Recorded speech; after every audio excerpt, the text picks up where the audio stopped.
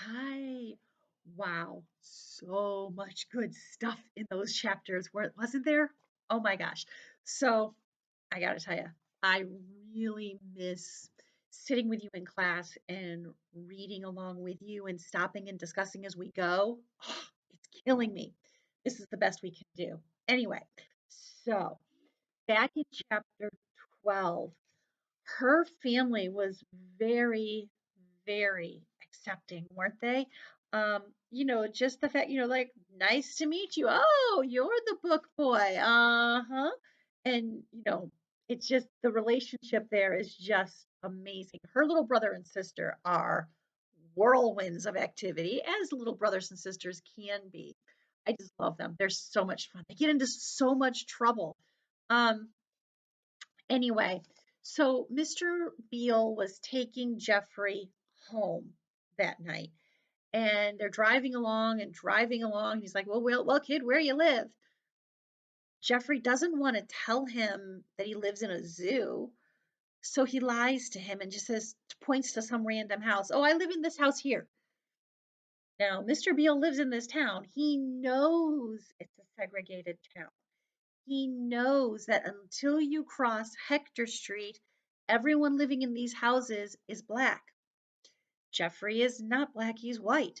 And so the fact that he's pointing out a house on the east end of town, not the west end, lets him know. So I'm sure Mr. Beale is like, kid, I know for a fact that's not where you live. What is going on here? And Jeffrey unloads and tells him. And don't you just love that Mrs. Beale doesn't even let the whole story get out? She's like, yep, you live here now. Upstairs you go. So cool. And then that first night, Jeffrey wanting to go outside and look at his address and taking that in, that symbolism of a house number, having that address, that place to call home, your safe place is so important. So, chapter 13, we can see how Jeffrey really becomes part of the family.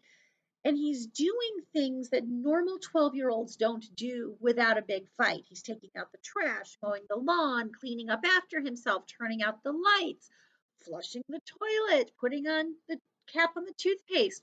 All things I'm still fighting with my 18 and 22-year-olds to do. I'm sure some of your parents are fighting with you to do, but he's doing these things without even hesitating. Why?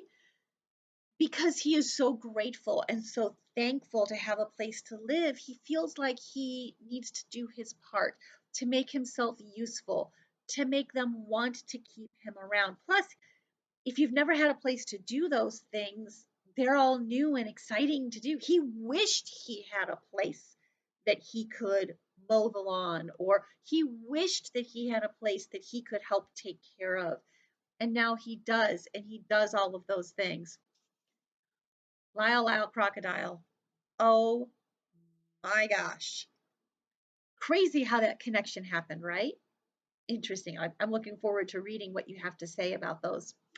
Um, there was a little bit of something called foreshadowing in this chapter when, let's see, it said, Maniac took over the endless, thankless job of untying Hester and Lester's sneaker knots. That's a bit of foreshadowing. I'm not going to tell you why. Now, remember, foreshadowing is like a hint as to something that's coming later in the story. I'm just going to let you tuck that little nugget in the back of your brain and think on that one. And notice that, this untying knots thing keeps coming back and keeps coming back. That's all I'm going to say about that for now. We'll come back to it. Um, anyway, usually in this chapter, I'll play some music because he goes to church on that first Sunday and he throws his arms up in the air. No, is that this chapter? No, that's the next one. We'll hold that thought for a minute. Anyway, uh, the fact that he's allergic to pizza, that's ironic. Yeah, it is, isn't it? We don't expect him to be allergic to pizza. Now, the author made a point to tell us this weird random fact. Again, foreshadowing. It's going to become important later in the story. Okay, chapter 14. Didn't have any questions about this one, but it's got so much heart to it. Um, this is where I would play some music for you. That scene in church where he jumps up on the bench and throws his arms up in the air. Hallelujah. Amen. That scene makes me think of that song that was real popular a couple years back. I think I finally found my hallelujah. If you don't know it, get on YouTube and look it up. I think I finally found my hallelujah. That's the name of the song. I forget the name of the author right now. It's escaping me. It'll probably come to me later. But anyway, it's fantastic. And it is so Jeffrey. You really need to listen to it and really look up one with the lyrics so that you focus on the words that go with it because it's a perfect connection to this piece. Anyway, maybe I'll find that one and add that to the video listings for next time. We'll see. Anywho, there's some very important symbolism in this chapter. Um, he talks about colors, and he can't find anyone that he thinks of as being black. He thinks of light fudge, dark fudge, acorn, butter rum, cinnamon, burnt orange, but never licorice, which he considers real black. That is so telling. It's so deeply thought out. Okay, because black is usually considered an ugly, nasty color. It's usually considered sad, depressing, dark. All of those other descriptions fudge, acorn, butter rum, cinnamon, burnt orange those have such warm, happy feelings associated with them. That symbolism is so important. Also symbolic. Um, Mrs. Beale's thumb. Seems weird, but think about this for a minute. She lets him lick the frosting off of her thumb when she's baking a cake, which on the surface seems weird, but remember, she considers him her own kid now. He's hers. I made brownies yesterday and I offered batter to, I think Mr. Penrose got the batter this time, but usually whoever's close by in the kitchen, I let them lick the bowl. When my boys were little bitty, when they were young, I would have let them, I would have taken some cookie dough batter or some brownie batter off and offered it to them to lick off of my finger. Just, that. And it's a mom kid thing, and it's really not that strange.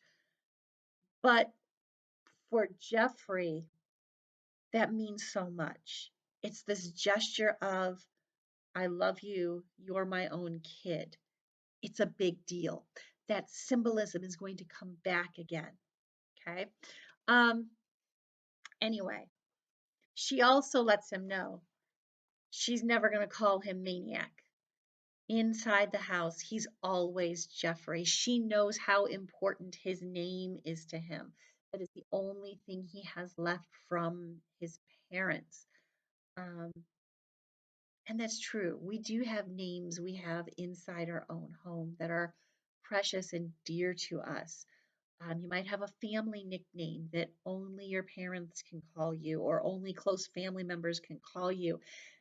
And it's not okay for other people to call you that. Um, when Alex was little, we called him Buggy Boo. No one else called him that but my husband and I. Um, even his grandparents didn't call him that. It was something special. We of course don't call him that anymore, but it was kind of a big deal. Anyway, uh, look up that song.